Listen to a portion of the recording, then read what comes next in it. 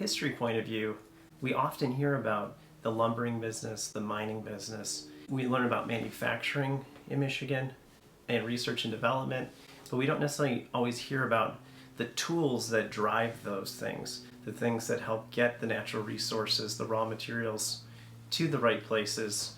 And these freighters, while we see them from far and they're beautiful to look at, maybe we don't recognize just the great importance they have on our state and our region and our country. According to Atlas Obscura, the J.W. Wescott has served ships carrying cargo that passed through the Detroit River as history has unfolded around it.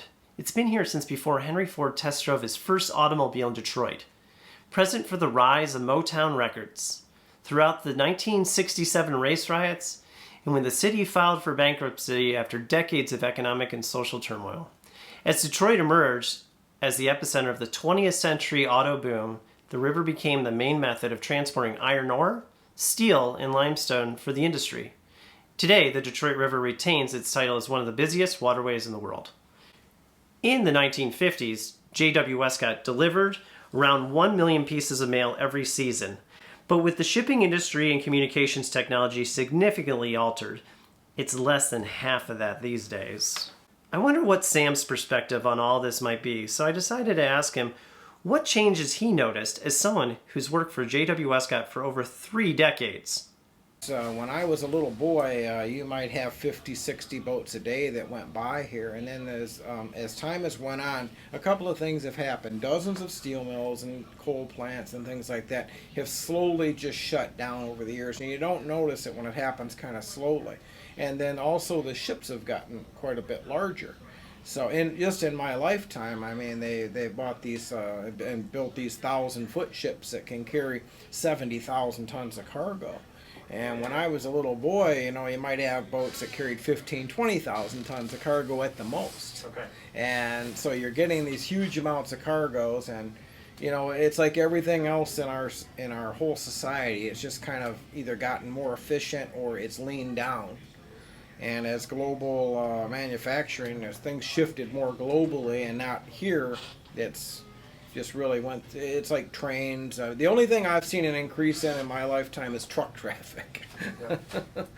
So, I mean, rail traffic, you might notice wherever you live, there's a walking path or bike trail that used to be a railroad track. And, you know, while it's happy that it's a bike trail now, it's kind of sad that the commerce went away. Because fresh water is such an important resource here in Michigan, I also wanted to hear more about his perspective on possible shifts in water levels over time. Water levels go up and down. In the 60s they were really low, and then when I started here they were probably about where they are now, and then the 90s we saw a lot of high water. This is a cycle. It goes up and it goes down, and it can all depend on the ice cover in the wintertime, and it also depends on how much water and precipitation that you get up at the northern, like Lake Superior and all that, because it all comes this way. And if there's evaporation, then you lose water, and if there's not enough precipitation, you lose water. And because Sam shared his experience, of course we asked him if he could share a little history lesson of Detroit from his perspective. Well, Antoine Cadillac, he was the first person that discovered Detroit. He came up the river, and they founded Detroit in July of 1701. They had come up the river, and they founded Detroit, and then they stayed over on Point Hennepin, which is at the northern tip of Rose Eel, and they named that after Father Hennepin, who was the Catholic priest that had accompanied them on their journey. And then they set up a fort at Detroit in a little city, right down where the Hart Plaza area is downtown. And then over the years, as Detroit got bigger, they divided Detroit up into ribbon farms. You've probably heard of that, where everybody got like 600 foot of river frontage, and then it went back about a mile. And then you could farm that, and it was fertile, and you had access to the river, and some people put up windmills and things like that. And then as the city grew, so did the port. And then Windsor, of course, is the Canadian side. It's the only place where Canada is south of the United States.